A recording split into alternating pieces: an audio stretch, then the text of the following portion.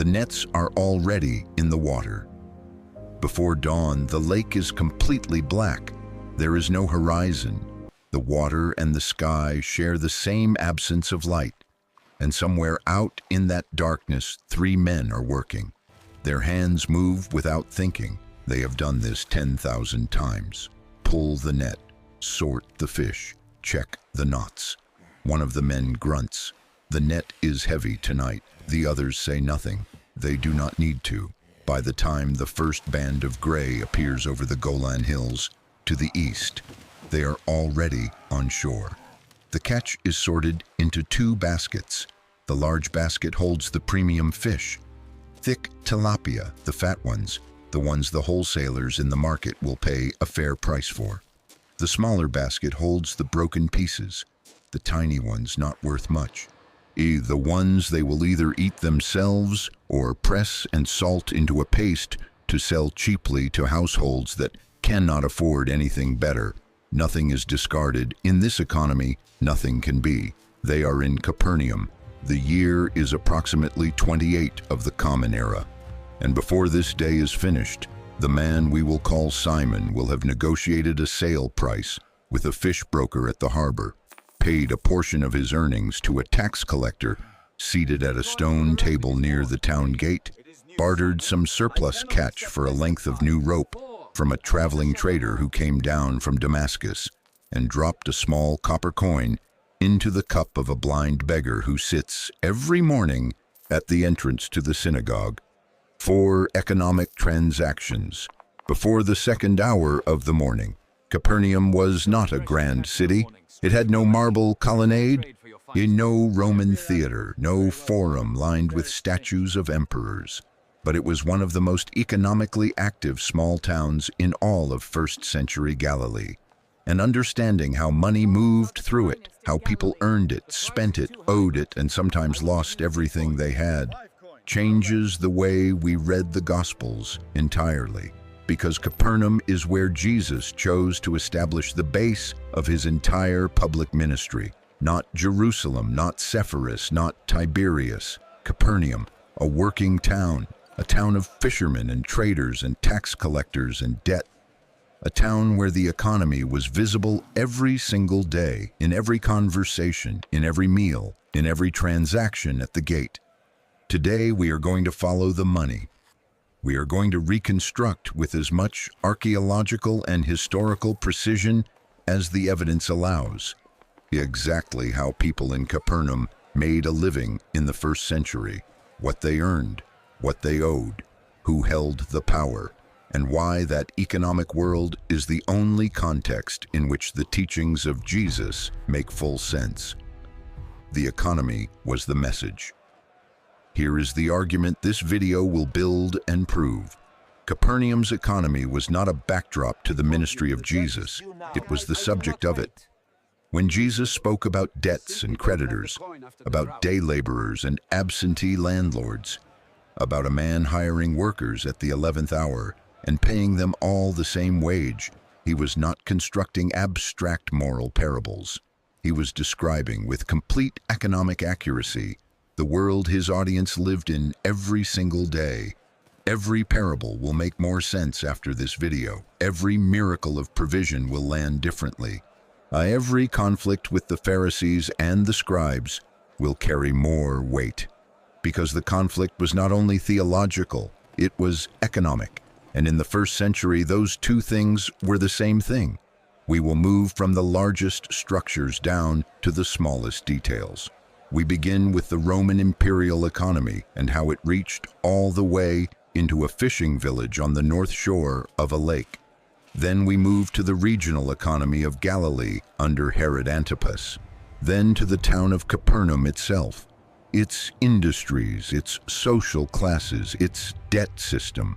And finally, we arrive at the individual, the fisherman, the farmer, the trader, the tax collector, the day laborer, and we follow a single working day through each of their lives. By the end, you will not need to be told what Jesus meant when he said the kingdom of God belongs to the poor. You will understand it the way someone standing on a dock at dawn sorting fish into 2 baskets would have understood it. from the inside. The Roman machine and the province at the end of it. The Roman Empire in the 1st century CE was the largest integrated economy the ancient world had ever produced. It connected Britain to Mesopotamia, the Rhine to the Sahara. Goods moved along Roman roads and Roman sea lanes at a scale that would not be matched again until the early modern period. Grain from Egypt, tin from Cornwall, silk from the eastern trade routes, garum fish sauce from Spain, wine from the Italian peninsula, glass from Syria, papyrus from the Nile Delta. All of this moved. All of it was taxed. And at the far eastern edge of that system, in the province of Judea and the client territory of Galilee, sat a population of approximately 500,000 people who were required to feed that machine while also feeding themselves. The mechanics of Roman taxation are important to understand because they explain almost everything about the economic anxiety that runs through every layer of 1st century Jewish society. Rome did not collect taxes directly. It sold the right to collect taxes to private contractors called publicani. These contractors paid Rome up front for the right to extract a certain amount from a given region. Whatever they collected above that amount, they kept. The incentive structure was designed to produce extraction, not fairness. Below the publicani were local tax collectors, the talones in Greek, the word the Gospels use for Matthew and Zacchaeus. These men were not Roman, they were local, they were Jewish. They collected on behalf of the system, and they took their own cut on top of that. They were despised not only because they worked for Rome, but because they were neighbors. They knew what your farm produced. They knew your catch. They knew exactly how much they could squeeze before you broke. Galilee was technically not a Roman province in the time of Jesus. It was a client kingdom ruled by Herod Antipas, who had inherited it from his father Herod the Great at the latter's death in 4 BCE. But client kingdoms still fed Rome. Antipas owed loyalty, tribute, and military cooperation to the emperor. See, the money for his famous building projects, including the complete reconstruction of Sepphoris and the founding of Tiberias on the western shore of the Sea of Galilee, came directly from the peasants and fishermen of Galilee. Historians estimate that the combined tax burden on a Galilean farming family in the 1st century, Roman tribute, Herodian taxes, temple tax, priestly tithes, consumed somewhere between 30 and 40% of annual income. For families already operating at subsistence level, this was not an abstraction. It was the difference between having seed grain for next year and not having it. It was the difference between owning your land and losing it to a creditor. Many lost it. The result, documented extensively in both the Gospels and the writings of Josephus, was a countryside marked by debt, dispossession, and deep resentment. By the time of Jesus, large portions of agricultural Galilee were no longer owned by the people who worked them. The land had been consolidated into large estates owned by wealthy families in Jerusalem, Sepphoris and Tiberias. The former small farmers had become tenant farmers, sharecroppers, or landless day laborers, working the same soil their grandfathers had owned, now in exchange for a portion of the harvest that barely kept them alive. This is the Roman machine as it reached Capernaum, not legions, not governors, not marble and Latin inscriptions, just a system of relentless extraction that reached all the way down to the net in the water before dawn. Galilee, the sea, and the shape of the regional economy Galilee in the 1st century was, by the standards of the ancient Mediterranean world, a relatively prosperous agricultural region. The rainfall was higher than in Judea to the south. The soil in the valleys was deep and fertile. The Sea of Galilee, technically a freshwater lake, roughly 21 kilometers long and 13 kilometers wide at its broadest point, provided a consistent and renewable source of protein for the entire region. The regional economy rested on 3 pillars: agriculture, fishing, and trade. These were not separate industries, they were deeply interwoven. A fishing family also kept a small garden plot. A farmer who lived near the shore might invest in a share of a fishing boat. A trader passing through bought dried fish and olive oil and carried them to markets in Damascus or Caesarea Maritima. The boundaries between sectors were permeable. Agriculture dominated by volume. The primary crops were wheat, barley, olives, grapes, and figs. The flatlands of the Jezreel Valley to the south of Galilee were among the most productive grain fields in the entire eastern Mediterranean. The hillsides were terraced for olives and vines. A good olive harvest could sustain a family for a year and produce enough surplus oil to trade. A bad harvest caused by drought or early frost, or a swarm of locusts could wipe out a year's income entirely. The fishing industry on the Sea of Galilee was the most economically significant in the entire region. Josephus, writing in the 1st century, describes the lake as teeming with fish and the surrounding cities as heavily engaged in the fishing trade. Archaeological evidence confirms this. Processing facilities for salted and dried fish have been found at multiple sites around the lake shore. The industry was not artisanal, it was commercial, it was organized, it was taxed. The fish of the Sea of Galilee were primarily 3 species. The tilapia, known today as St. Peter's fish, was the most prized for its size and flavor. The sardine, small and oily, was caught in enormous quantities and processed into saltfish and fish paste for export. A third type, the catfish or barbel, was caught in large numbers but was prohibited under Jewish dietary law and was likely sold primarily to the Gentile population in the region or exported further afield. Trade routes gave Capernaum its particular economic significance. The town sat directly on the Via Maris, the ancient coastal road that connected Egypt to Damascus and the cities of Mesopotamia beyond. This road passed along the northern shore of the Sea of Galilee before climbing northeast through the Golan Highlands. Every caravan traveling that route passed through or near Capernaum. Every caravan was a potential customer for fresh or salted fish, for locally produced olive oil, for provisions to carry onward, and every caravan was an opportunity for the tax collector at the gate. Herod Antipas understood all of this. His decision to build Tiberias on the western shore of the lake was partly a strategic calculation about controlling the fishing industry. By establishing a new capital city on the lake shore, he positioned himself to tax the fish trade more efficiently and to draw the commerce of the region toward a city he controlled. Capernaum, on the northern shore and not under direct Herodian administration in the same way, retained more of its working character and its relative independence, which is precisely what made it attractive to a teacher who wanted to reach working people without navigating the politics of a royal city. Inside Capernaum, the town as an economic system. Capernaum itself was a town of approximately 1,000 to 1,500 inhabitants. It was not a village. The distinction matters.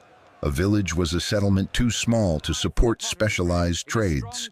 Capernaum was large enough to have a permanent market, a customs post, a synagogue built with donated funds, a garrison of Roman auxiliary soldiers, and enough economic diversity that a person could make a living without farming or fishing if they had another skill. The physical layout of the town reflected its economic life. Archaeologists have excavated significant portions of Capernaum, and the picture that emerges is of a compact, densely built settlement of basalt stone houses clustered around shared courtyards with the synagogue as the primary public building and the harbor as the primary economic hub. The houses were simple and close together. The streets were narrow and unpaved. There was no forum, no bathhouse, no administrative center. Capernaum was a working town, not a ceremonial one. The harbor district was where the economic life of the town concentrated. This is where the boats came in at dawn. This is where the catch was unloaded, sorted, weighed, and sold. Fish brokers, middlemen who bought from fishermen and sold to wholesalers and exporters, operated here. Salt merchants, who supplied the preservation industry, kept storerooms near the water. Rope makers and net weavers, whose products were essential to the fishing trade, worked in the lanes adjacent to the harbor. The customs post was one of the most important buildings in Capernaum from a purely economic standpoint. It sat at the point where the Via Maris entered the town, or, depending on the reconstruction, at the harbor itself where commercial boats docked. The toll collector, the talons, sat at this post and assessed duties on goods passing through. Every cart of dried fish heading north toward Damascus, every bale of cloth coming south from Syria, every pack animal carrying spices from the eastern trade routes, all of it was tallied, assessed, and taxed. This is where Matthew was sitting when Jesus walked past and called him. The Gospel of Matthew records the moment in a single sentence. Jesus saw a man called Matthew sitting at the tax booth, and he said to him, "Follow me." And he rose and followed him. The brevity of the account is deceptive. What it describes is a man abandoning a government-contracted position with a guaranteed income, exploitative and despised, yes, but financially secure, to follow an itinerant teacher with no fixed address and no visible income. The economic cost of that decision was enormous. Matthew understood exactly what he was giving up. The market of Capernaum operated most actively in the morning hours, before the heat of the day made outdoor work uncomfortable. Merchants spread their goods in the open spaces near the harbor and along the main street. Fish was the primary commodity, but the market also carried agricultural produce from the surrounding villages. Grain, dried figs, olive oil stored in ceramic amphorae, wine, lentils, onions, garlic. Traders passing through on the Via Maris added imported goods: cloth from Syria, spices from Arabia, glassware from Sidon, metalwork from craftsmen further north. The synagogue of Capernaum, the remains of a later limestone synagogue built in the 4th or 5th century, sit directly above what excavators believe is the basalt foundation of the 1st century structure, was not only a place of worship. It was a community institution that served economic and legal functions as well. Disputes over contracts, debts, and property were often adjudicated in the context of the synagogue assembly. The Torah provided the legal framework for commercial life. The interest on loans between Jews was prohibited. Debts were theoretically released in the Sabbath year.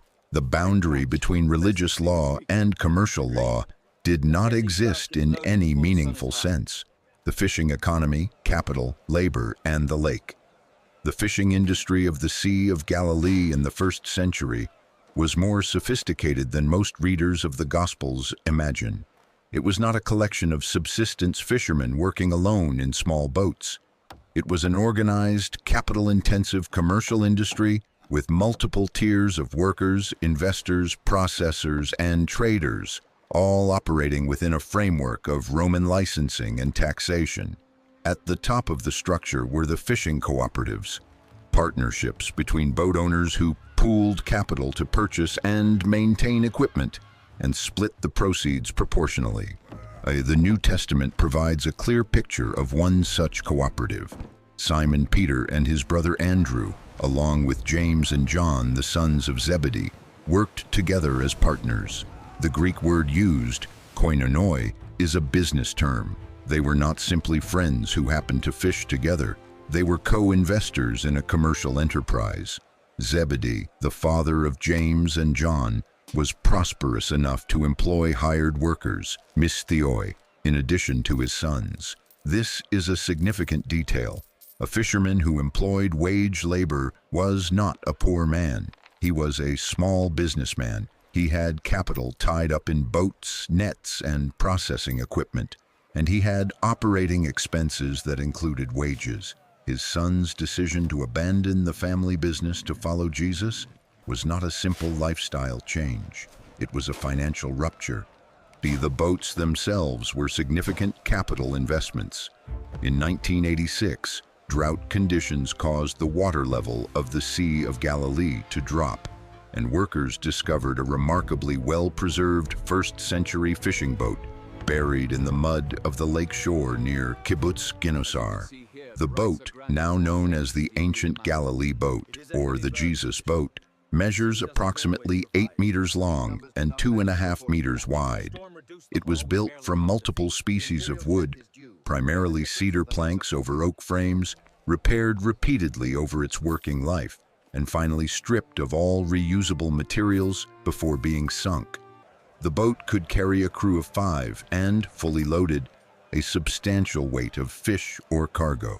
Building such a boat required skilled labor and expensive materials. Maintaining it required constant investment. Losing it to a storm was a financial catastrophe. The fishing day followed a precise schedule dictated by the biology of the fish and the technology available. The primary method for catching tilapia and other larger fish was the dragnet, the sagine in Greek. This required 2 boats working in coordination, deploying a long net in a wide arc and then drawing the 2 ends together toward shore. It was labor-intensive and required a crew that worked together with practiced efficiency. The smaller cast net, the amphiblestron, could be used by a single fisherman working from shore or from a shallow draft boat in calm water. Both nets required regular washing, repair, and reweaving. Net maintenance was a constant daily task. Fishing at night had several practical advantages. The fish were closer to the surface in the cooler nighttime water. The boats could be positioned for the dawn market without wasting daylight hours traveling to and from the fishing grounds. And there was one more consideration. The storms that made the Sea of Galilee dangerous were more likely to develop in the afternoon, when heating of the surrounding hills and valleys created the pressure differentials that sent violent winds roaring down onto the water. Night fishing, for all its discomforts, was safer. The sale of the morning catch followed a clear hierarchy. The best fish went to brokers who had standing arrangements with exporters.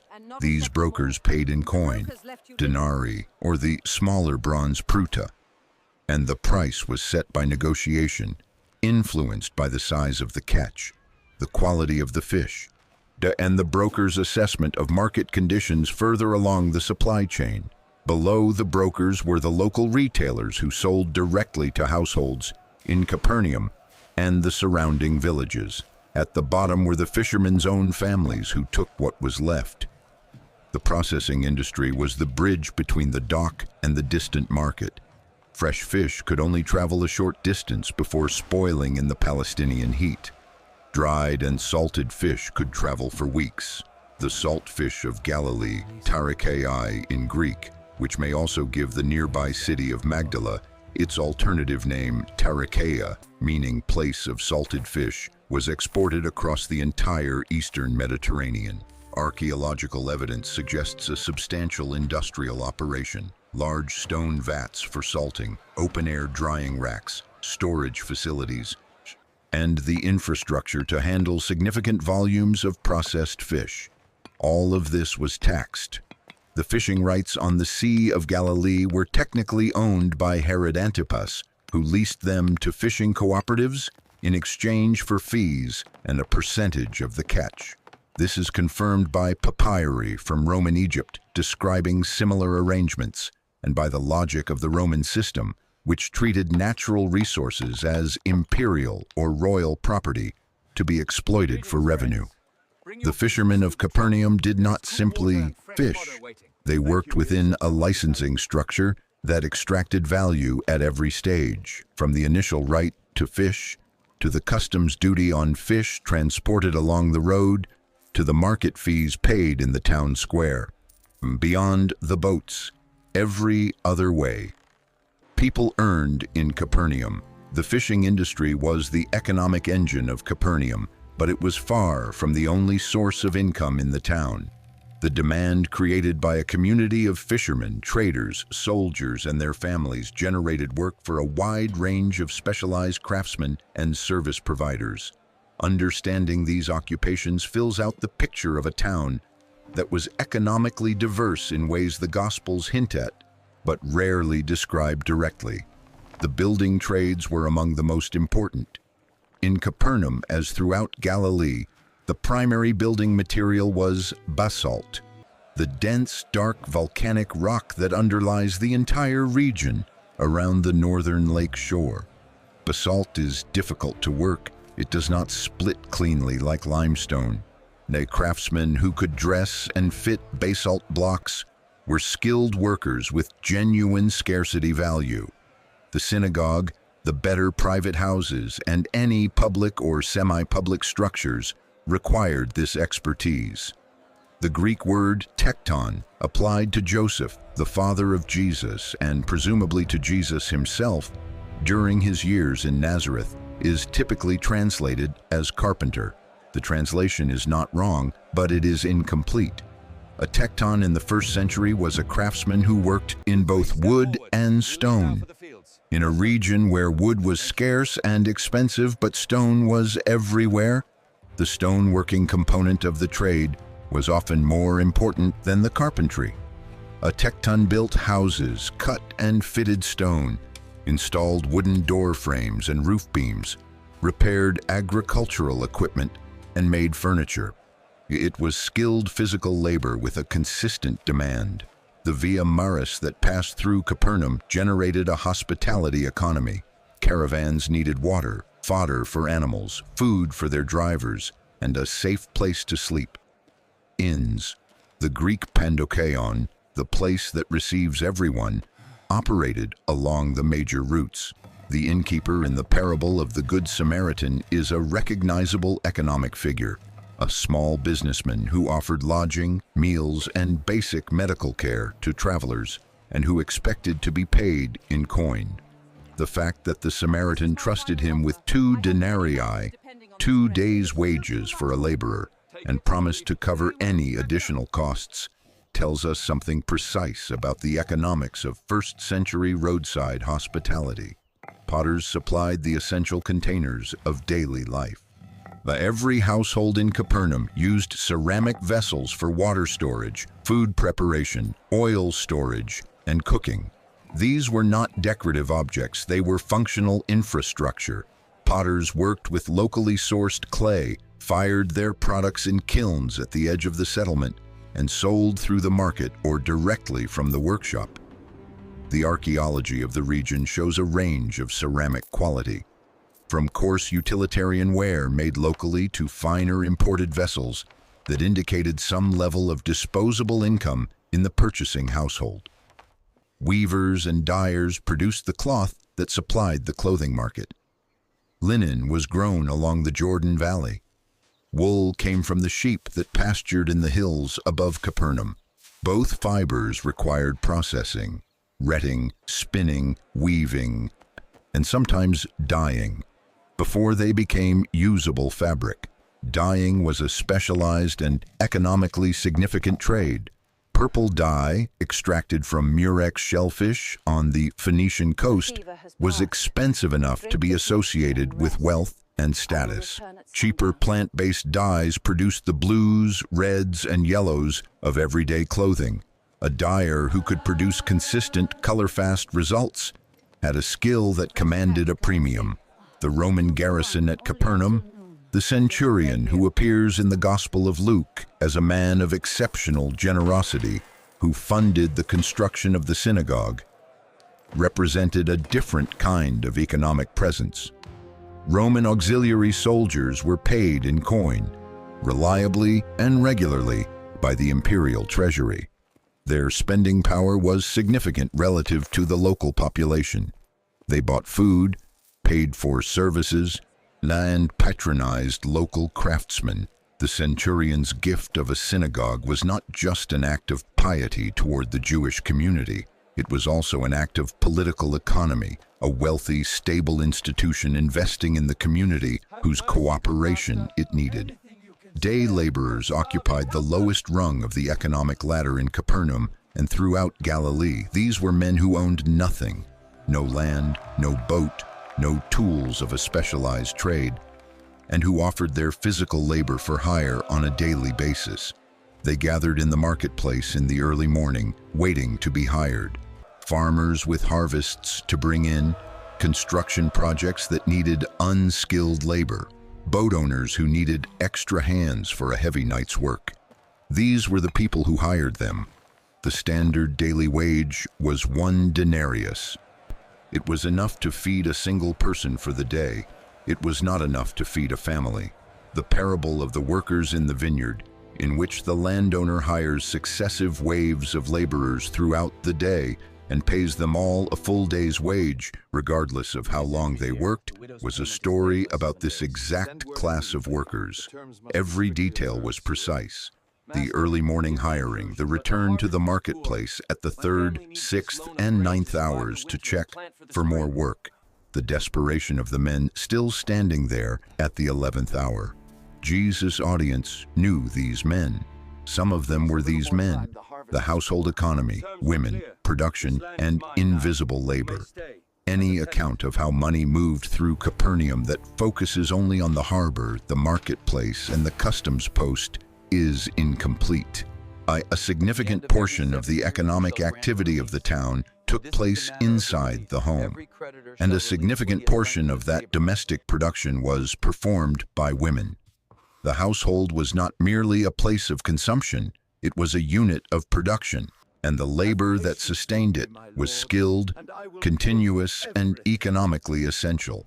The grinding of grain was perhaps the most time-consuming single task in the daily life of a first-century household. Wheat or barley grain had to be ground into flour every day because ground flour went stale quickly in the Palestinian climate, and there was no way to store it. 2 women would work together at a rotary hand mill, a lower stone fixed to the ground and an upper stone turned by a wooden handle, grinding in shifts for 2 to 3 hours each morning. Jesus referenced this scene directly. 2 women will be grinding at the mill. The image was so ordinary that no explanation was needed. Everyone in his audience had grown up with that sound, that rhythm, that smell of fresh flour in the early morning. Beyond grinding, women managed the household's food supply entirely. They purchased ingredients at the market, assessed quality and price, negotiated with vendors, and stretched limited resources across as many meals and as many mouths as the household required. The parable of the woman who has 10 silver coins and loses 1, who sweeps the entire house, lights a lamp, searches carefully until she finds it, is a story about a woman managing a sum of money that represents a meaningful fraction of household savings. The 10 coins were not casual pocket change. They were the reserve that stood between the family and a crisis. Textile production was another domain of skilled women's labor with direct economic value. Raw wool from local sheep and flax from the Jordan Valley were processed in the household, cleaned, carded, spun into thread on a hand spindle, and woven into cloth on an upright loom set up in the courtyard or the main room of the house. A woman who could spin consistently fine thread and weave cloth with a tight, even weave produced a product that had sale value beyond the household's own needs. The sale or barter of homespun cloth supplemented household income in ways that are invisible in the historical record but were economically real. The woman described in the final chapter of Proverbs, a passage well known to every Jewish household, is explicitly described as an economic agent. She considers a field and buys it. She makes linen garments and sells them. She supplies merchants with sashes. The Proverbs description is idealized, but it reflects an economic reality. Women in the ancient Near Eastern household were not passive consumers of their husband's income. They were active producers whose contributions were recognized, valued, and depended upon. The economy of healing and midwifery was also primarily managed by women. There were no physicians in Capernaum in the modern sense. There were healers, both men and women, who worked with medicinal plants with olive oil as a base for topical treatments, with the accumulated practical knowledge of generations. The midwives attended every birth. Their skill was a matter of life and death in a world where maternal and infant mortality was very high, and their services were compensated in kind, if not in coin. A midwife who had delivered the children of every family in the neighborhood over 20 years had an economic and social position that was real, even if it was never recorded in a tax document. Widows occupied a specific and precarious position in this economy. A widow in first-century Galilee had no automatic legal claim to her husband's property in most cases. Inheritance passed to sons. If there were no adult sons, the widow was dependent on the goodwill of her husband's family or her own family of origin, or on the charity of the synagogue community, which had a recognized obligation to support widows and orphans. The widow with 2 small coins in the temple treasury, observed by Jesus and commented on with more force than any amount of wealth displayed by the rich donors around her, was not a marginal figure. She was a representative figure. There were many women exactly like her in Capernaum, in every town of Galilee, navigating an economic system that had no structural provision for their survival. The synagogue institution played a meaningful role in the redistribution of resources within the community. Collections for the poor, what later rabbinic literature would formalize as the kupa, the community fund chest, operated in Capernaum as in other towns. Every Sabbath, contributions were gathered and distributed to those who could not support themselves. This was not charity in a modern philanthropic sense. It was a covenantal obligation, rooted in Torah, enforced by community expectation.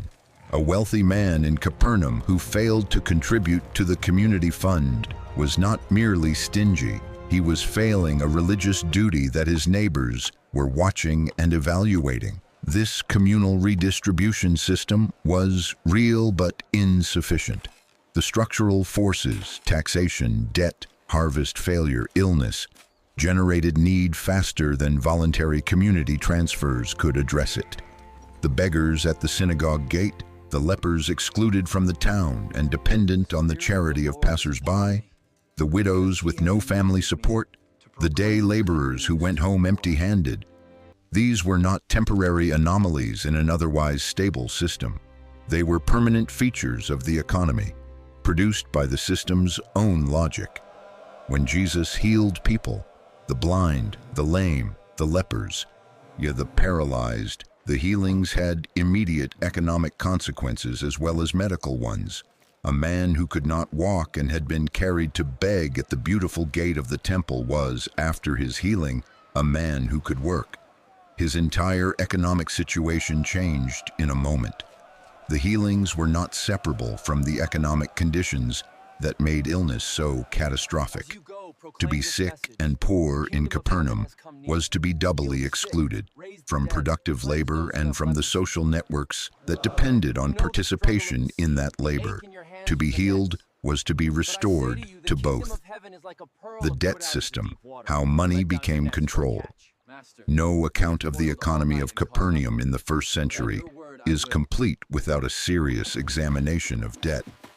Debt was not an occasional crisis in this world. It was a structural feature of the economy. It was built into the system. And understanding how it worked explains more about the ministry of Jesus than almost any other single factor. The agricultural cycle created debt systematically. Planting required seed. If a family had eaten their seed grain over the winter because the previous harvest was poor, because taxes had consumed too much, because illness had prevented someone from working, they had to borrow seed to plant the next crop. The loan was typically made by a wealthy neighbor, a merchant, or a moneylender, and it carried an implicit or explicit interest charge that Jewish law technically prohibited, but that was routinely collected through various legal fictions. A bad harvest on a family already carrying debt was the beginning of a downward spiral that the evidence suggests was extremely difficult to escape. Yet the creditor would renegotiate the terms, extending the debt in exchange for a share of future harvests, or converting the debt into a tenancy arrangement in which the former landowner became a sharecropper on his own former property. The Torah provided for debt release in the Sabbath year. Every 7 years, debts between Israelites were to be canceled.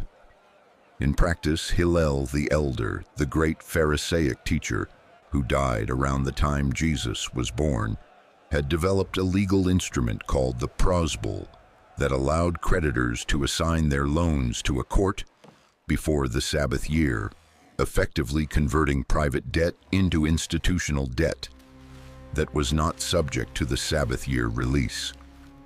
The legal creativity was impressive. The effect on the poor was devastating. The parable of the unforgiving servant, in which a king forgives a servant a debt of 10,000 talents, an almost incomprehensible sum, and the servant then refuses to forgive a fellow servant a debt of 100 denarii, is often read as a story about forgiveness in a general spiritual sense. But it was also a precise economic parable. The audience in Capernaum would have recognized the structure immediately: the powerful creditor, the desperate debtor, the plea for more time, the prison that awaited those who could not pay. The word for debt in Aramaic, choba, is also the word for sin. When Jesus taught his disciples to pray for the forgiveness of debts, as we forgive our debtors, he was not using a metaphor. He was using the most concrete economic language available to him in that language. The tax collection system added another layer to the debt burden. The tax collectors advanced the tax payment to the Roman or Herodian system and then collected from the population to recover their investment plus profit. If a household could not pay when the collector came, because the harvest was not yet sold, because the fish catch had been poor, they could be offered an extension at a higher rate, or they could have goods seized as payment in kind. The collector had legal authority to enforce collection. He had the backing of the garrison at Capernaum if enforcement became physical. Resistance was not a realistic option. Zacchaeus, the chief tax collector of Jericho, who appears in the Gospel of Luke, is described as wealthy, plausios in Greek, a term that in this context implies substantial wealth by the standards of the town. His height is mentioned. He is short and has to climb a tree to see Jesus over the crowd, which is either a memorable biographical detail or an early piece of character description signaling his social marginalization despite his wealth. When Zacchaeus, after his encounter with Jesus, announces that he will give half his possessions to the poor and repay fourfold anyone he has defrauded, he is not making a gesture of mild generosity. He is announcing his own financial destruction in exchange for restoration to the community that has excluded him. The economic cost of repentance in this story is everything. A working day in Capernaum, hour by hour. Let us follow a single day through the town. The year is 28 CE. The season is late spring, after Passover, when the days are long and warm and the fishing has been good. Before dawn, the fishing crews have been on the water since the second watch of the night. 2 boats from the cooperative, the one Simon manages and the one belonging to Zebedee's sons, have been working in tandem with the dragnet across the northern part of the lake. The catch tonight has been average, not the best, not a disaster. They will have enough to sell at a decent price and enough left over to cover their costs. As they pull the boats onto the gravel shore at the harbor, other fishermen are already there. 12 boats, maybe more. The night's catch is spread across the dock, The smell of fish and lake water and the smoke from the torches is the smell of Capernaum at dawn. The fish brokers arrive as soon as there is enough light to assess the catch. These men move quickly through the boats, examining the fish, calculating volumes, making offers in low voices. The negotiation is brisk. Everyone knows the approximate price range. The broker who offers too little loses the relationship with the fisherman. The fisherman who holds out for too much risks being left with fish he cannot sell before it spoils. Deals are struck. Coins change hands. The tax collector's post at the harbor is already manned. Every transaction above a certain volume is subject to a levy. The collector records it in a wax tablet. The fishermen have long since stopped protesting. The tax is the tax.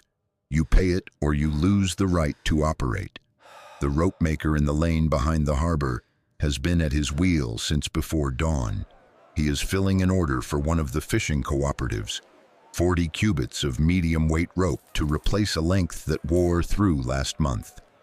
He works from fibers of local esparto grass twisted into a 3-strand construction. His rate for this work is known to everyone. There is no price discovery. The market for rope in Capernaum is too small for variation. The net weaver 2 doors down is working on a repair. A dragnet section was torn on a submerged rock 2 nights ago.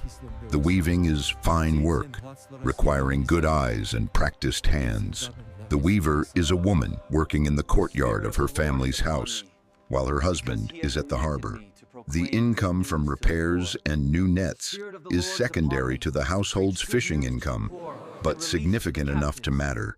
By the 3rd hour, the central marketplace is in full operation.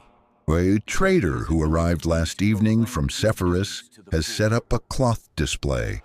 Lengths of undyed linen and 2 bolts of blue-dyed wool that he bought from a dyer in the Jezreel Valley. The price he is asking is higher than local households can easily afford. But there are women examining the wool seriously. A wedding is coming. Weddings require better cloth than everyday life. A farmer from a village 2 hours north of Capernaum has come down with a donkey loaded with olive oil in sealed ceramic jars. He is trying to sell the surplus from last autumn's pressing.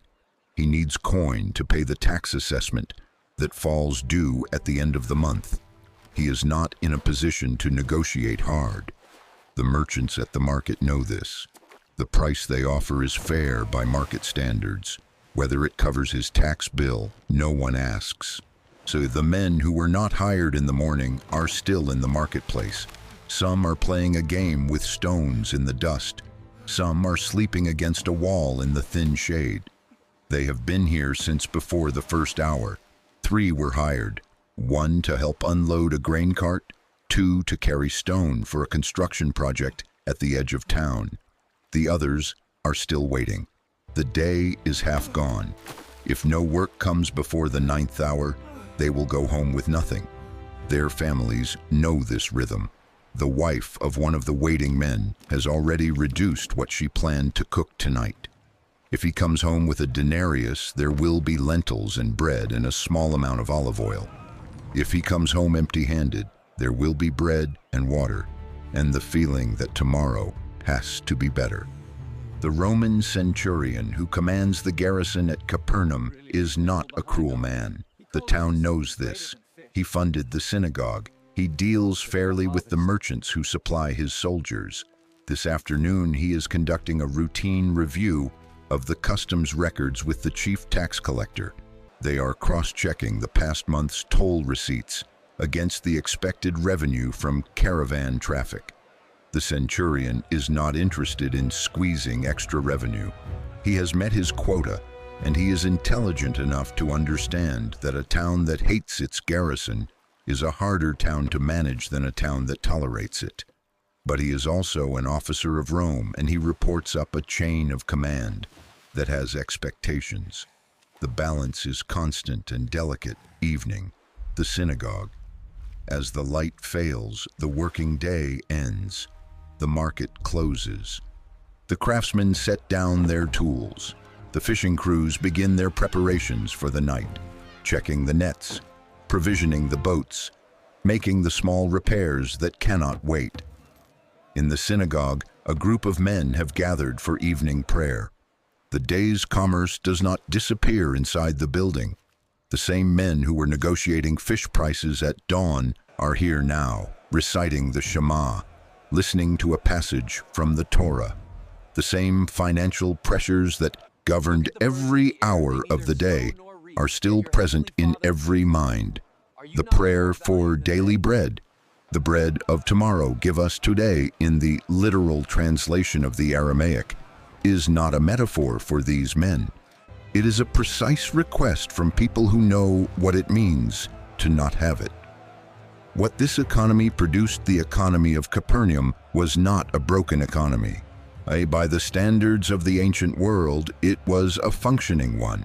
Goods moved, labor was compensated, taxes were collected, and infrastructure was built. The fishing industry fed the region. The trade routes connected it to the wider Mediterranean world. The synagogue provided a framework for community cohesion and the minimum redistribution needed to prevent the system from tearing itself apart entirely. What it was not was a just economy. The surplus produced by the fishermen and farmers and craftsmen of Capernaum moved upward to Herodian tax collectors, to Roman tribute, to the temple establishment in Jerusalem, to the wealthy landowners who had accumulated the former small farms of Galilee. The people who did the physical work of producing that surplus received the smallest share of it. They were compensated enough to survive. Usually, they were not compensated enough to be secure. This is the precise economic condition that first-century Jewish apocalypticism was a response to. The expectation of a Messiah who would overturn the existing order, restore the land to its people, cancel the debts, and establish a kingdom of genuine justice.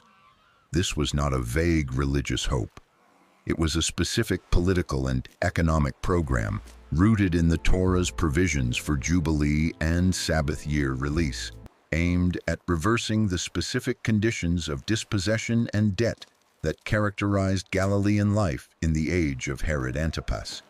When Jesus stood in the synagogue at Nazareth and read from Isaiah about good news for the poor, release for the captives, and the year of the Lord's favor, and then said, "Today this scripture is fulfilled in your hearing," he was making a claim with immediate economic content. Everyone who heard it understood the claim precisely. The question was whether they believed it. One morning, on that harbor in Capernaum, a teacher from Nazareth sat down in Simon's boat and asked him to push out a little from the shore so he could speak to the crowd that had gathered. Then he told Simon to put out into the deep water and let down the nets. Simon had fished all night and caught nothing. He was tired. He was a professional. He knew the lake. He knew the hour. But he did it anyway. The catch that followed was so large that 2 boats were needed to bring it in, and even then both boats began to sink from the weight. Simon Peter fell to his knees in the boat, a boat full of fish, a boat so heavy it was taking on water, and said, "Depart from me, for I am a sinful man, Lord." The historians and economists can tell us what the fishing cooperatives of the Sea of Galilee looked like. They can tell us the tax rates and the debt structures and the commodity prices. They can reconstruct the working day with reasonable accuracy. They can explain the mechanics of Roman extraction and Herodian administration and the way wealth flowed upward through a system designed to keep it there. What they cannot tell us is why a man who had just witnessed what may have been the largest catch of his career, who was holding in his hands at that moment more wealth than most of his neighbors would see in a month, would drop everything and walk away from it. Simon Peter, James, John, and Matthew at the customs post. These were not men who had nothing to lose. They had livelihoods. They had families. They had boats and nets and tax contracts and the economic relationships built over years of working in the same town. They left all of it. The economy of Capernaum explains everything about the world they lived in. It does not explain that.